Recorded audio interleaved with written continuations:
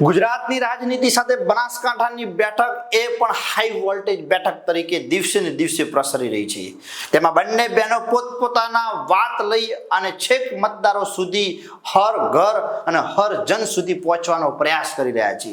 તેવામાં વાવ મુકામે ડોક્ટર રેખાબેન ચૌધરીની એક સભા હતી અને તે સભામાં બીજેપીના નેતા સ્વરૂપજી ઠાકોર જ્ઞાનીબેન ઉપર કટાક્ષ કરે છે અને કહે છે કે બેન તમારા લીધે જ વાવનો વિકાસ અટકી પડ્યો છે।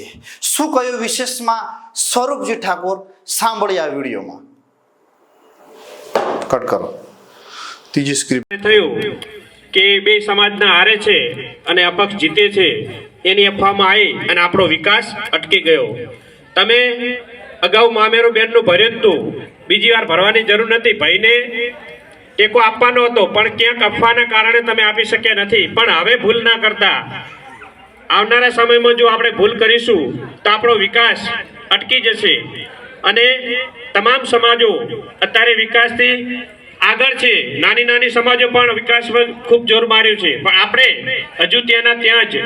એટલે તમામને મારી વિનંતી છે કે આપણે આ ગામનું ભવિષ્ય, છોકરાઓનું ભવિષ્ય ઉજ્જવળ કરવું હશે તો આપણે કમળને વોટ આપવું પડશે।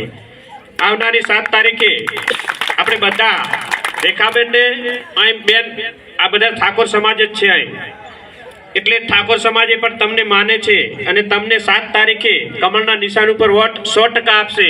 અને અમારા ગામનું જે વાતો છે એ તમે પણ અત્યારે એમને વિશ્વાસ આપજો કે હું તમારી સાથે છું અને તમારે આમ તો અમને ઓળખવાના છે। રેખાબેનને તમે ઓળખતા નથી પણ અમને તો ઓળખો છો ને, અમે તો સ્થાનિક છીએ। તમારું કાંઈ પણ કામ હોય તો અમને કહેજો, અમે રેખાબેનને કહીને તમારું કામ પૂર્ણ કરાવશું। એટલે તમે બધા બે હાથ જોડે, બે હાથ ઊંચા કરી નીલકંઠ મહાદેવની જય બોલાવું, એટલે બેનને ખાતરી આપો કે અમે તમારી સાથે છીએ અને વોટ બધા તમને આપવાના છીએ, પણ જ્યારે અમારે જરૂર પડે ત્યારે અમારે પડખે રહેજો। એ રેખાબેન આપણને ખાતરી આપશે। એટલે નીલકંઠ મહાદેવની જય બોલાવો અને બે હાથ ઊંચા કરીને બેનને ખાતરી આપો।